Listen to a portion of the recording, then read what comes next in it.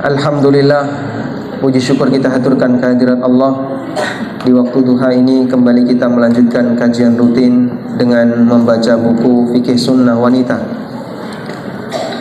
Dan kita masih melanjutkan pembahasan tentang masalah hal-hal yang dimakruhkan dalam sholat. Jumlah yang ada di sini berapa? Ada 200? 200 ada? Ada sekitar 200, tapi berisiknya lebih 1000. Coba bayangin kalau seluruh umat manusia kumpul jadi satu, dari mulai zaman Nabi Adam sampai manusia terakhir, kira-kira berisiknya? Manusia dari zaman Nabi Adam sampai yang manusia terakhir dikumpulin jadi satu, kira-kira berisik gak? Ternyata tidak ya, itulah kejadian di padang mahsyar. Di padang mahsyar Allah Subhanahu wa taala berfirman, wa khasha'atil aswatu lirrahman fala tasma'u illa hamsa. Semua suara itu nunduk di hadapan Ar-Rahman, sehingga tidak terdengar kecuali hanya bisik-bisik saja. Walaupun semuanya dikumpulkan dari mulai zaman Nabi Adam sampai manusia terakhir. Kenapa? Karena mereka takut kepada Allah. Nah, kita berada di rumah Allah, maka sudah seharusnya kita punya rasa takut kepada Allah, sehingga kalau mau bersuara bisik-bisik saja. Bisa insya Allah? Ada jilbab baru, ada jilbab baru. Misalnya ya, menawarkan jilbab yang baru. Misalnya. Jadi sebagai bentuk rasa takut kepada Allah Subhanahu wa taala, kita buat lebih sopan di rumah-rumah Allah taala. Baik. Sekarang kita lanjutkan. Bagi yang baru datang dan mungkin bisa sholat tahiyatul masjid, silakan sholat tahiyatul masjid. Karena yang lain belum sholat tahiyatul masjid. Sudah? Oh sudah. Sebagian besar atau kecil? Sebagian besar. Sebagian kecil. Kita lanjutkan. Yang terakhir sampai mana? Nomor 5, menyelipkan jari-jari sudah belum? Menjadikan pakaian sebagai selimut sudah ya? Menguap ketika sholat? Meludah ke arah kiblat? Memejamkan mata? Sudah. Sekarang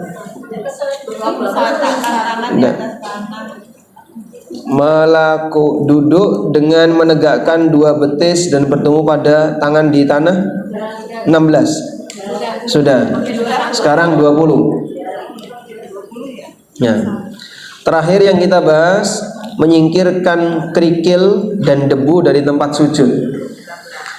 Jadi kalau Anda sholat nggak pakai sajadah, itu boleh nggak? Boleh. Ada sebagian orang kalau sholat nggak pakai sajadah, rasanya ada yang kurang, sehingga dia pulang dulu ngambil sajadah.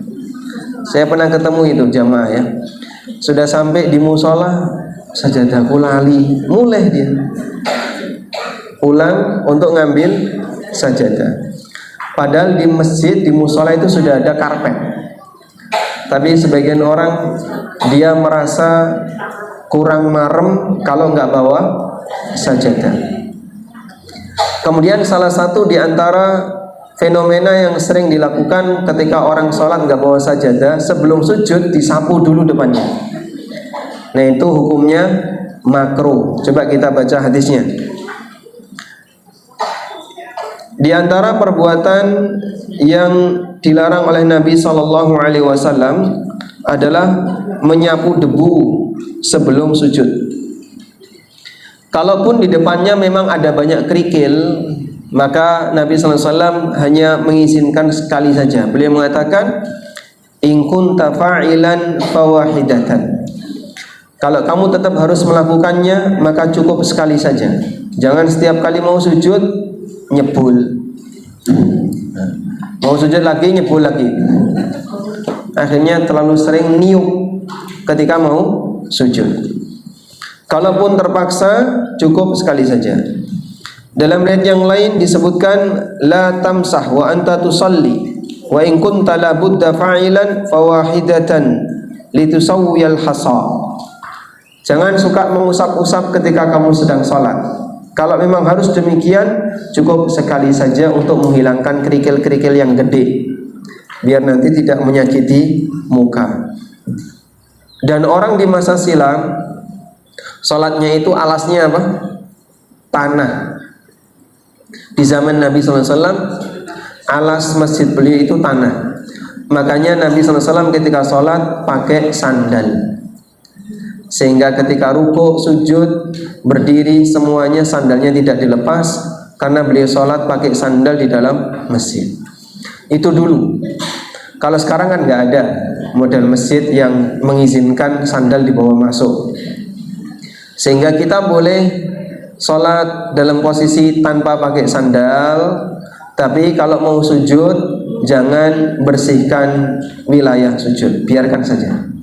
Pak, tapi nanti ada debu di sini. Debu itu najis atau suci? Apa dalilnya? Bisa dipakai tayamum. Sehingga kamu nggak perlu takut, ini benda suci, nempel di dahimu nggak masalah. Semoga semakin menambah keberkahan dari sholatmu. Berikutnya kita akan membaca tentang nomor 20, hal makruh yang ke-20. Lutut diletakkan terlebih dahulu sebelum tangan ketika sujud. Turun sujud yang benar itu tangan dulu atau lutut dulu? Tangan dulu atau lutut dulu? Tangan atau lutut? Ada ya. Ada dua ustadz, ada yang lutut, ada yang tangan. Ada dua pendapat ulama dalam masalah ini. Sebagian ada yang mengatakan lutut dulu, dan itu pendapat jumhur ulama, pendapat mayoritas ulama. Dan ada yang mengatakan tangan dulu, dan ini pendapat sebagian ahli hadis. Dan penulis menyebutkan bahwa yang benar tangan dulu. Makanya kalau turun lutut dulu, hukumnya makruh, dengan tetap menghargai perbedaan pendapat.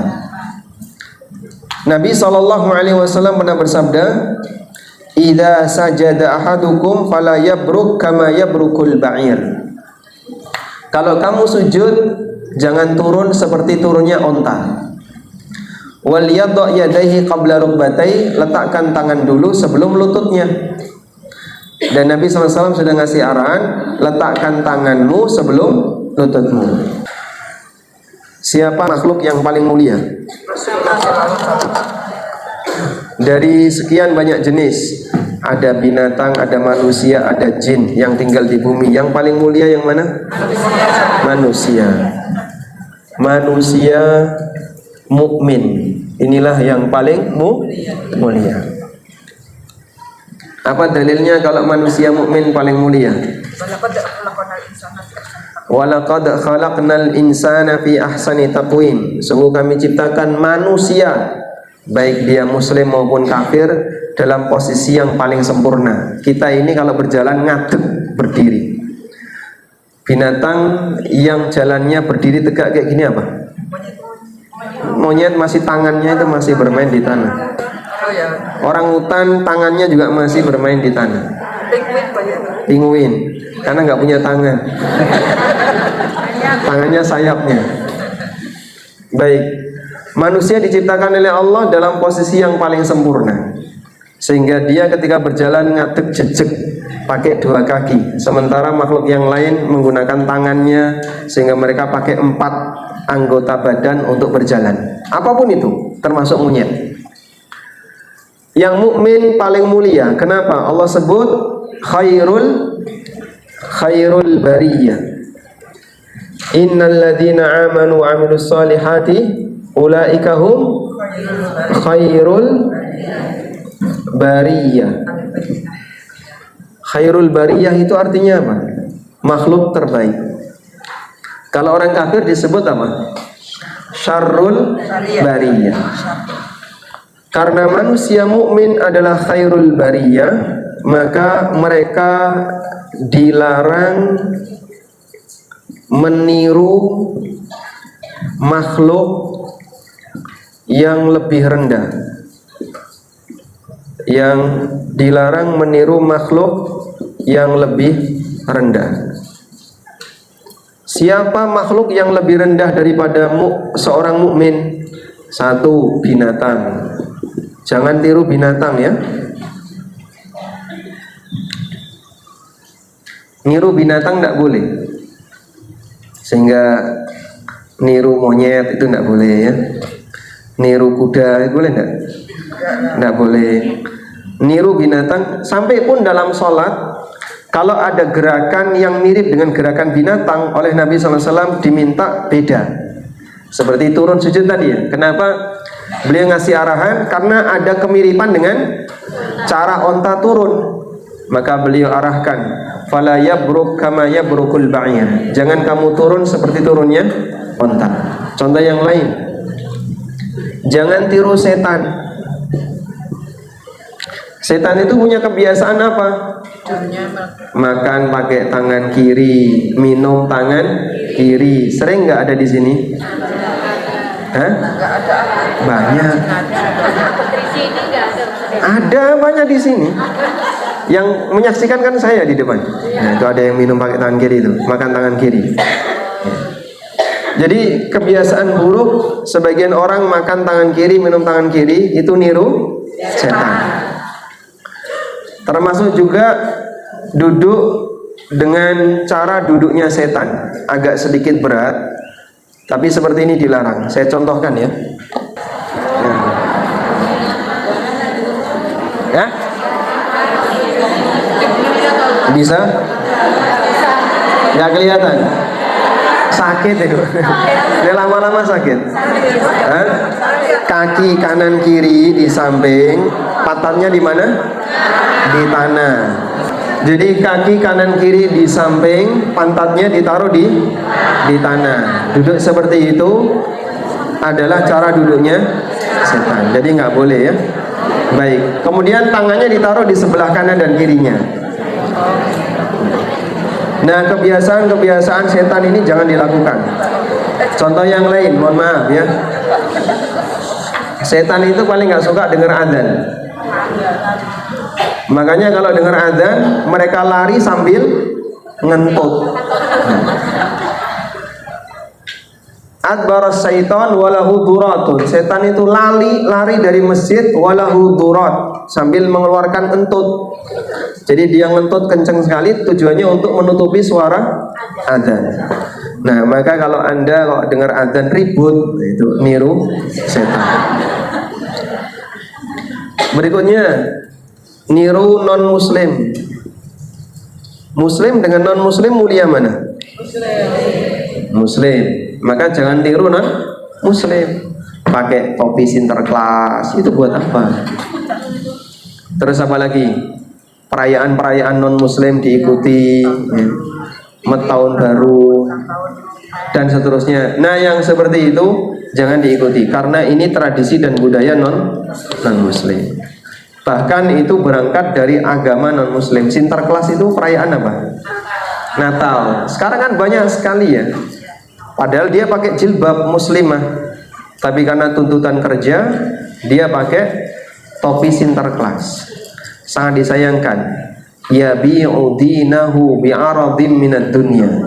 Kata Nabi SAW, ada orang yang menjual agamanya untuk mendapatkan secuil dari dunia. Gajimu berapa tuh kalau sampai kamu mau disuruh kayak gini? Sehingga dia maunya niru orang kafir.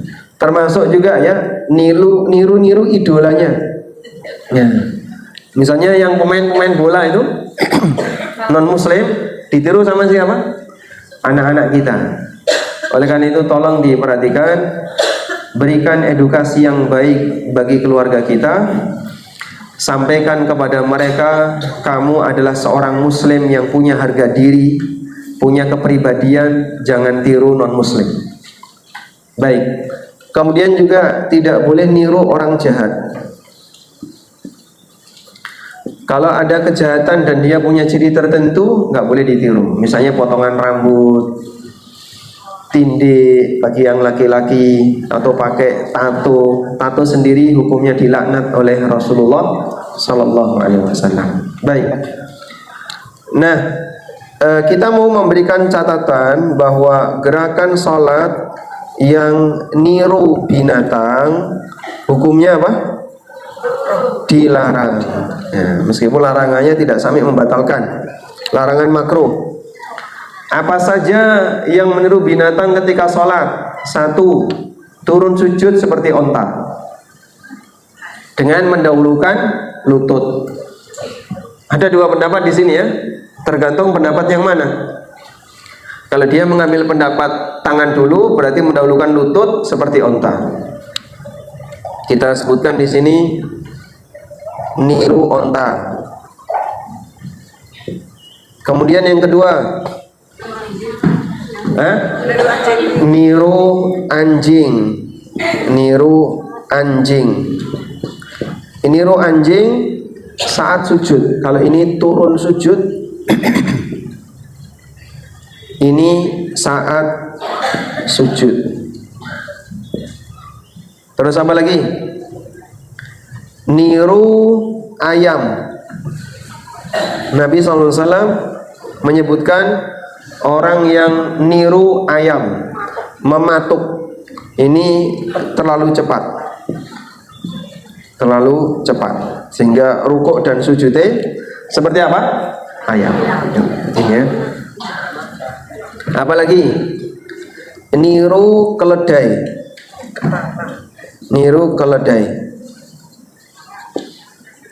disebut oleh Nabi SAW ka'annahu humurun syumsin, seperti keledai yang, mohon maaf ya, keledai itu ekornya selalu gerak gini. Nah, itu yang dimaksud adalah ketika salam, assalamualaikum, assalamualaikum warahmatullah, assalamualaikum warahmatullah, ya. Seperti keledai yang kopat kapit ekornya. Makanya seperti ini ketika sholat nggak boleh. Ada kayak gitu? Praktek kayak gitu? Assalamualaikum warahmatullah, assalamualaikum warahmatullah. Hah? Ada dalilnya, dilarang Nabi SAW. Dulu sahabat praktek kayak gitu, lalu dilarang oleh Rasulullah Sallallahu Alaihi Wasallam. Gimana? Ya, kalau tasyahud terus salam, tangan diem saja, jangan ikut noleh. Yang noleh apanya? Yang noleh apanya? Kepala, tangan nggak ikut noleh.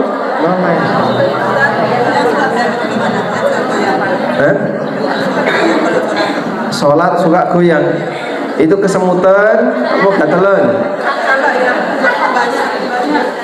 Ada orang sholat goyang-goyang, mungkin bisa jadi dia melakukan gerakan yang tidak dibutuhkan. Terlalu banyak bergerak ketika sholat, hukumnya apa? Haram. Sehingga goyang-goyang ketika sholat nggak boleh. Tasyahud, sekarang gini ada pertanyaan. Tasyahud mengisyaratkan jari itu digerakkan atau diem? Ada 3 pendapat. 1 diem, 2 digerakkan naik turun, 3 muter. Jadi itu semuanya pendapat ya. Dan kita akui bagi yang berpendapat demikian ya sah-sah saja, karena juga didukung oleh alasan, dalil. Cukup? Kita lanjut dulu ya. Sami Allahu liman hamidah. Itu salah posisi. Seharusnya takbiratul ihram itu menghadap ke depan, bukan menghadap ke dia. Sehingga sami Allahu liman, seperti takbir pada umumnya, angkat tangannya menghadap ke mana? Bukan menghadap ke wajah. Kalau seperti ini, sami Allahu liman hamidah, ini salah posisi. Sudah? Baik. Anda menemukan temannya yang melakukan seperti itu, tolong dilaporkan ya. Kita koreksi satu-satu di sini. Enggak batal. Soalnya enggak batal, tapi salah gerakan. Ya. Lanjut. menunjuk dengan kedua tangan ke kiri dan ke kanan ketika salam. Coba itu ya.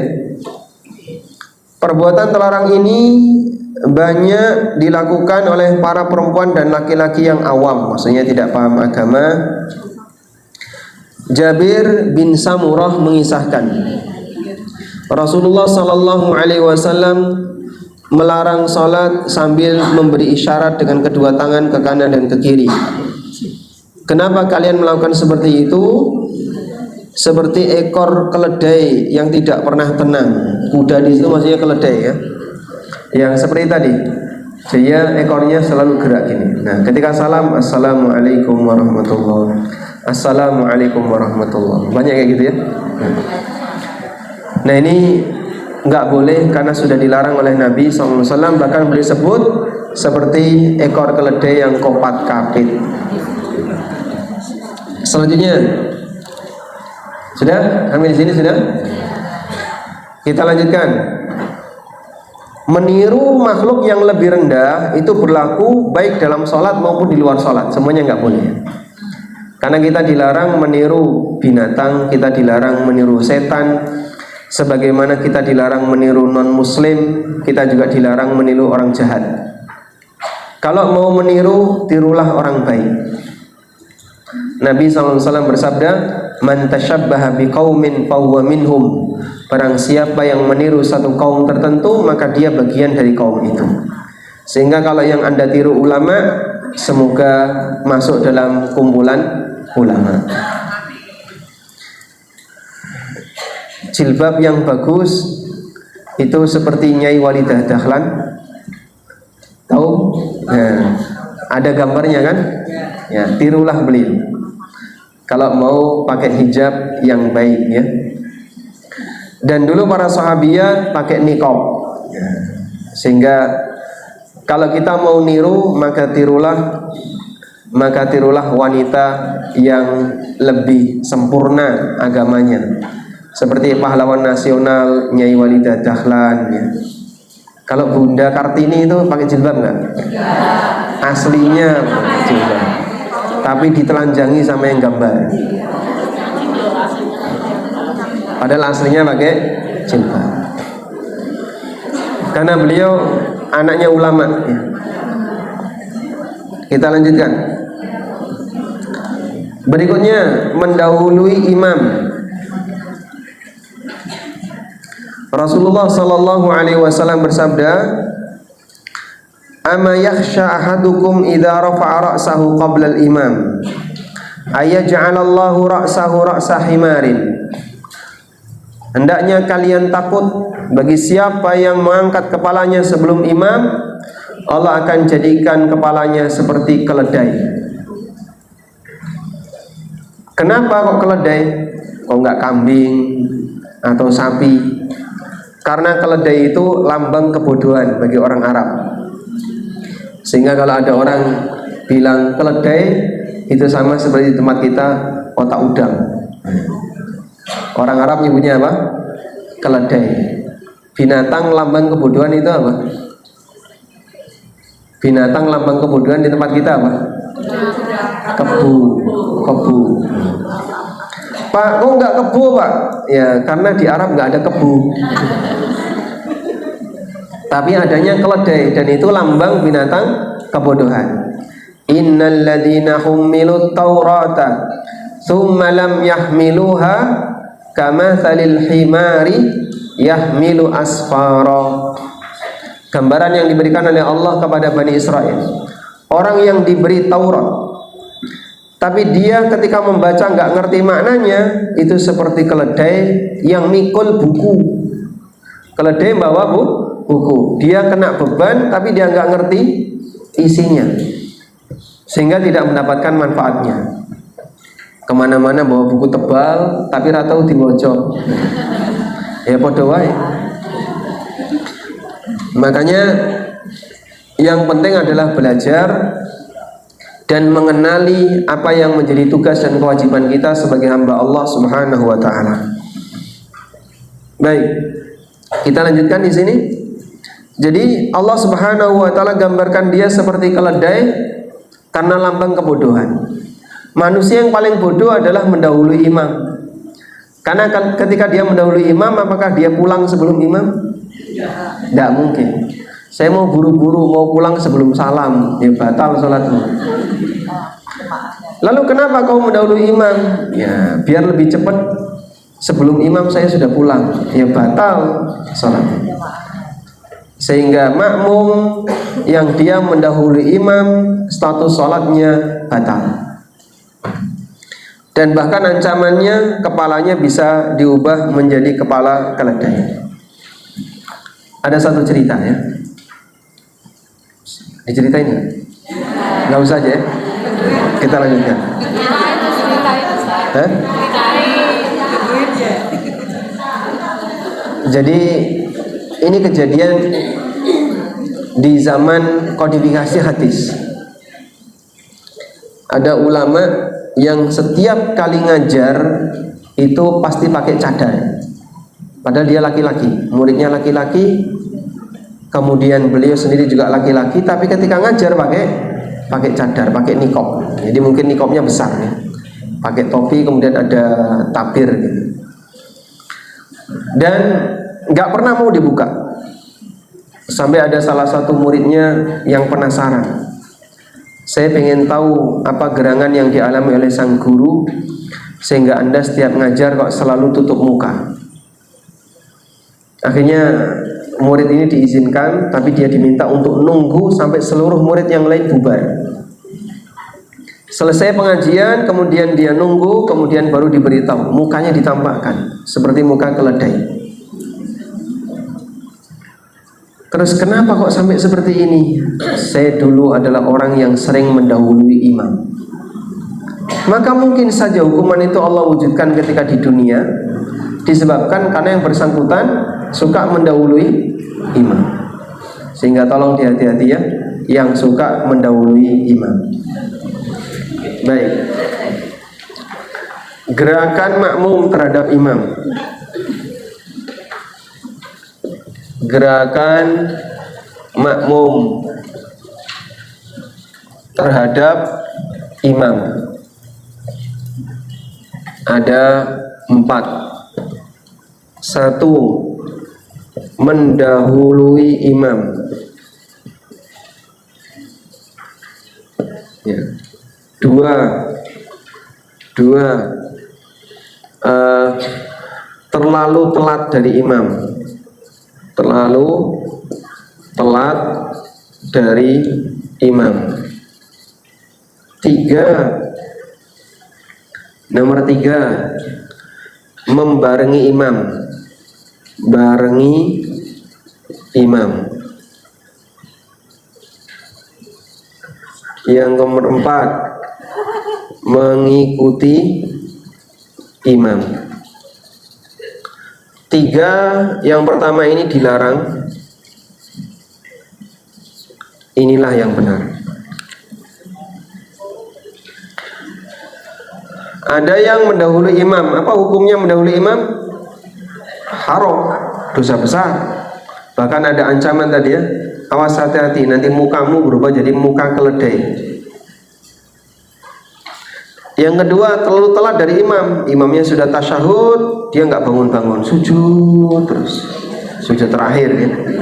Kenapa? Doa Pak Ustaz. Ya nggak boleh kayak gitu. Nggak boleh ya. Ini baru 1 orang nih Pak. Kalau satu masjid kayak gitu gimana coba? Nanti jadinya nggak jamaah. Yang satu sujud, yang satu sudah bangun, ini sujud, ini bangun, nggak karuan. Maka keseragaman itu harus dalam kegiatan ibadah jamaah, sehingga terlalu telat dari imam termasuk pelanggaran. Kalau mau berdoa silakan di luar jamaah. Barengi imam. Imam gerak, dia gerak. Imam turun, naik. Jadi gini gerakannya. Nah, yang kayak gini tidak boleh ya. Yang benar apa? Mengikuti imam. Panduan mengikuti imam itu gimana? Makmum baru bergerak jika mendengar suara bar. Allahu Akbar. Nah, begitu dengar bar, silakan Anda bergerak. Imamnya belum sempurna gerakan. Nah, kalau kita bisa melihat imam, tunggu imamnya sempurna gerakan. Tapi kalau nggak bisa lihat, misalnya jamaah perempuan tertutup tabir atau di belakang, maka cukup menggunakan panduan baru ikuti imam. Begitu? Baik. Dalam baris berbaris kan kita sudah diajarkan kayak gitu ya. Ya, kalau bunyi gerak baru bergerak. Hadap kanan, nan. Kemang. Sudah hadap kanan belum? Belum. Gerak, nah baru hadap kanan. Kalau belum hadap kanan, belum gerak, jangan hadap kanan. Maka takbir juga sama. Imamnya kadang lama. Allah, gak barbar ini apa ya? Karena imamnya wis tuwa, tangi teko ngisor munggah kan. Di tengah encok. Makanya dia tertahan.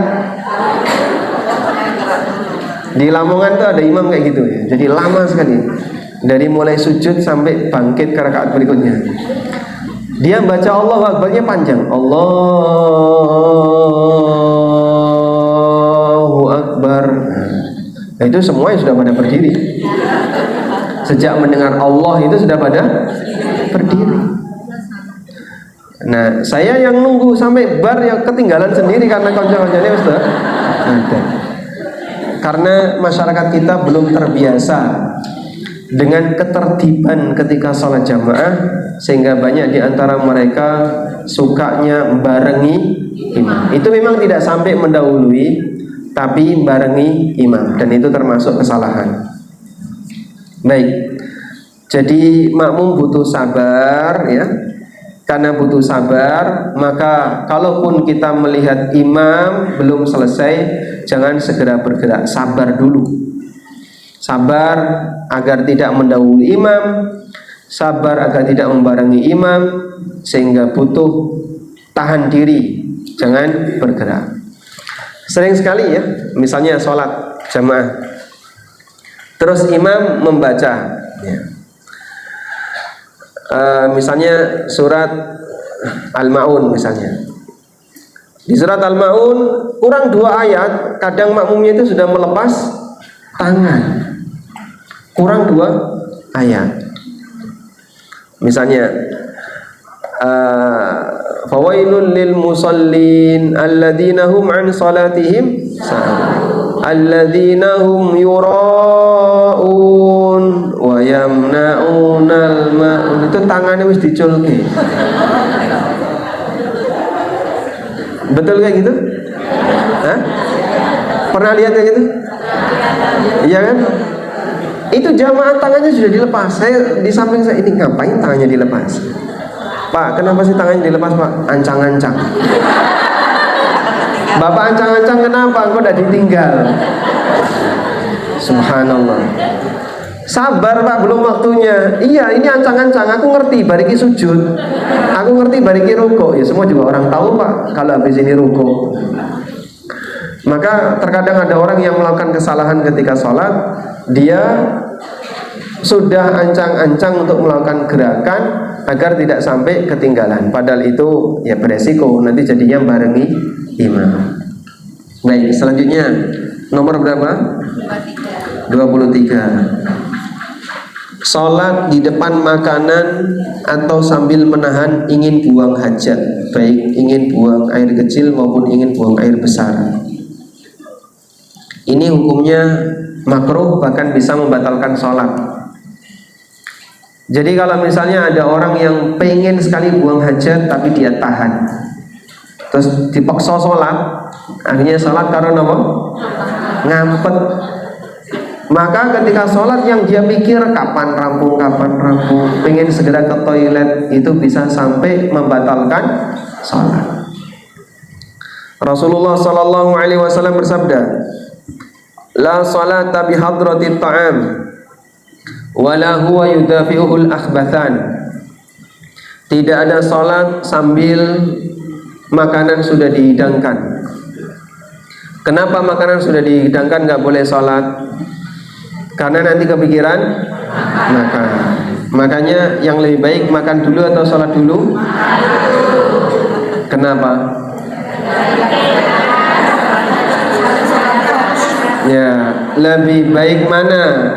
Sholat mikir makan atau makan mikir sholat? Karena yang namanya jiwa itu lebih utama diperhatikan. Kalau sholat mikir makan, fisiknya sholat, jiwanya makan. Kalau makan mikir sholat, fisiknya makan, jiwanya sholat. Sehingga lebih baik makan mikir sholat daripada sholat mikir makan. Nah, tapi ini ada syaratnya ya. Ada syaratnya, bisa ditulis ya. Tidak boleh sholat jika makanan sudah dihidangkan. Syaratnya 1,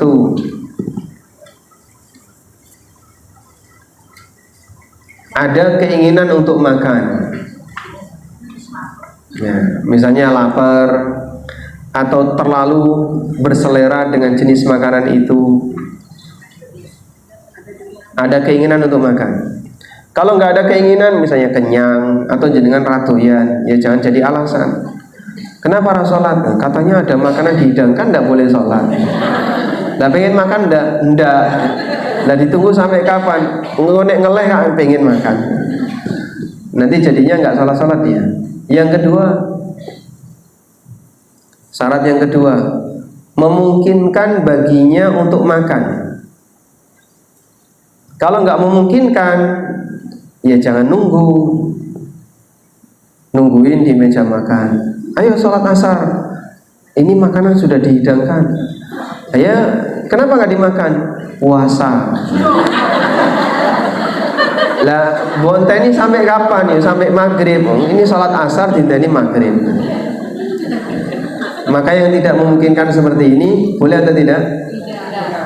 Tidak boleh jadi alasan, sehingga harus tetap berangkat untuk sholat. Kemudian yang ketiga, bisa mendapatkan makanan itu. Kalau nggak bisa mendapatkannya, walaupun dihidangkan, sama saja. Misalnya mau berangkat sholat lewat warung Padang, sudah dihidangkan, kan? Warung Padang itu kan lauknya diapain? Dihidangkan, diler kabeh, kan? Orang sido mangkat, memandek ning ngarepe.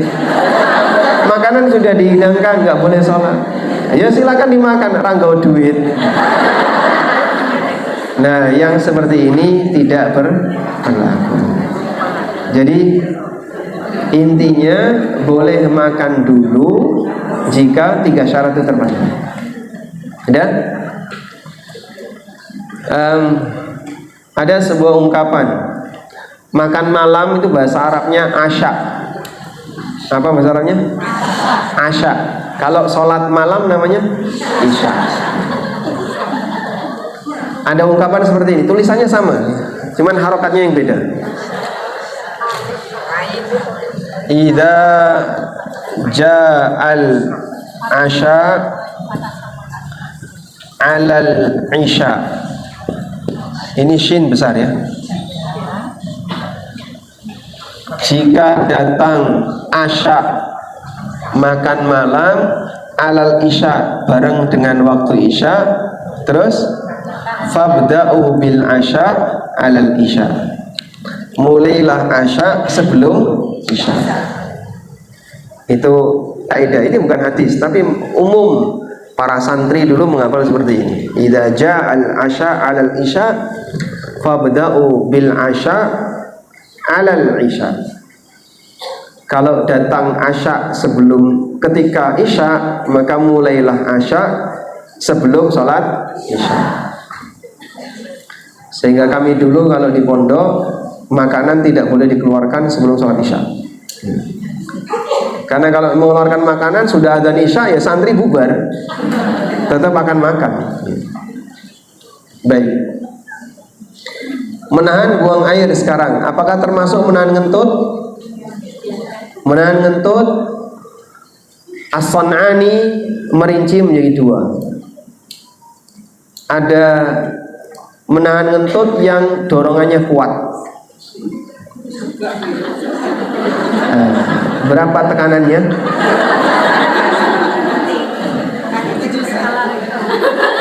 Kalau dorongan dorongannya kuat sehingga menyebabkan dia itu selalu kepikiran terus. Dari mulai takbiratul ihram sampai salam saya dipikir mau entut, maka sholatnya batal. Ya, karena dorongannya kuat sehingga itu akan ganggu pikiran dia ketika sholat. Yang kedua, dorongan entutnya tidak kuat sehingga ditahan sebentar hilang, nanti muncul lagi, hilang lagi, muncul lagi, timbul tenggelam kayak gitu ya. Nah, menahan entut seperti ini tidak sampai membatalkan sholat. Itu rincian yang disampaikan oleh As-Sun'ani.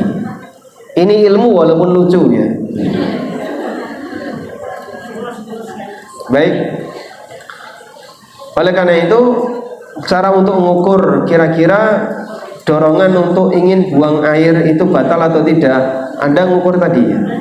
Kalau terlalu kuat, ini kalau nggak segera dikabulkan bahaya. Maka jangan nekat sholat, segera selesaikan. Tapi kalau sederhana saja atau tidak terlalu kuat, Anda bisa tahan, insya Allah tidak perlu dikabulkan, sehingga tahan saja untuk sholat. Maksud saya begini, ada sebagian orang yang punya penyakit gampang ngentut, terus sholat taraweh 11 rakaat saja itu dia wudhu sampai 3-4 kali, 2 rakaat wudhu, 2 rakaat wudhu, 2 rakaat wudhu. Anak saya sekarang kelas 6 itu punya penyakit seperti itu ya, harus dilatih sama untuk ditekan, tidak boleh, pokoknya tidak boleh. Ini kayaknya ada yang bluk gitu, oh tidak boleh, tidak. Jadi dia kena was-was setan, dia kena was-was setan. Ada banyak ibadah di mana kita butuh waktu yang panjang untuk nahan suci. Dari mulai tawaf sampai selesai sa'i itu berapa jam? Hah? Tergantung kepadatan ya. Normalnya 3 jam. Tawafnya 1,5 jam, nanti sa'inya 1,5 jam. Itu yang paling cepat. Lah kalau orang nggak bisa nahan ngentut, per 15 menit ngentut, 15 menit ngentut, ya ditinggal. Tawaf itu wajib suci, sehingga jamaah selalu kami minta sebelum berangkat habisin dulu seluruh isi perut, bila perlu dikuret.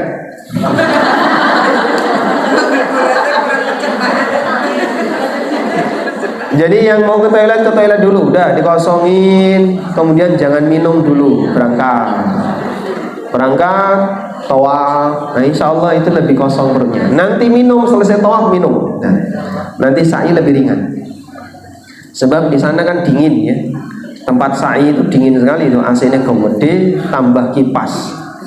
Sementara pakaiannya cuma 2 helai kain, sehingga sebagian jamaah nggak boleh pakai jaket. Ibu-ibu kan bebas ya, nggak boleh pakai jaket, nggak boleh. Terus pengen ke toilet, tahan, pokoknya tahan. Karena Anda kalau ke toilet hilang sudah, harus susah nanti nyusulnya. Nah, maka sebelum berangkat kegiatan ibadah seperti ini, berlatih dulu di rumah. Bisa nggak wudhu duhur untuk sholat asar? Bisa. Hah? Bisa. Yang sering kan wudhu maghrib sholat isya. Bisa nggak wudhu duhur untuk sholat asar? Bisa. Hah? Bisa. Bisa. Kalau bisa bagus. Nah, latihan-latihan kayak gitu nanti kalau sudah terbiasa, jika Anda menghadapi ibadah yang ekstrim, nyaman. Baik. Ibadah apalagi yang butuh untuk suci dalam waktu yang lama? Qiyamul lail. Qiyamul lail di Masjidil Haram, Masjid Nabawi. Kalau Ramadan, Qiyamul lail dari mulai jam 9 sampai jam 11. Berarti 2 jam. Nah, itu sesi 1. Terus istirahat, jam 1 mulai lagi sampai menjelang subuh, kurang setengah jam. Saya pernah ikut doa kunutnya Syekh Sudes, kunut tok setengah jam, kunut saja. Wah itu Masya Allah, baru merasakan selama ini kunut saja setengah jam. Padahal di Jogja setengah jam 11 rakaat. Itu kunut saja itu setengah jam, saking lamanya. Dan waktu itu bersamaan dengan pengangkatan waliul ahdi, anaknya Raja Salman, namanya siapa? Muhammad. Pengangkatan Muhammad sebagai wakil raja pas di malam tanggal 27 Ramadan tahun berapa ya? 2016 atau berapa? Itu kunutnya setengah jam, sholatnya dari mulai jam 1 sampai jam 4 atau 3 jam. Nah itu kalau sering ngentut ya bisa wudhu keluar, nggak bisa masuk. Hah? Kan ada air. Kan ada air. Banyak orang bukan alasan. Selama ada air. Baik, demikian yang bisa kita sampaikan. Insya Allah pertemuan berikutnya ya, kalau nggak libur, Anda berdoa kepada Allah biar kajian ini nggak libur. Akan kita bahas hal-hal yang membatalkan salat, insya Allah. Wassallallahu ala nabiyyina Muhammadin wa ala alihi wa sahbihi wa sallam wa akhiru da'wana alhamdulillahi rabbil alamin. Allahumma anfa'na bima 'allamtana wa 'allimna ma yanfa'una warzuqna ilma. Allahumma inna nas'aluka al-huda was-sadad. Rabbana atina fid dunya hasanah wa fil akhirati hasanah wa qina adzabannar. Wa sallallahu ala nabiyyina Muhammadin wa ala alihi wa sahbihi wa sallam. Wa akhiru da'wana alhamdulillahi rabbil alamin. Wassalamu alaikum warahmatullahi wabarakatuh.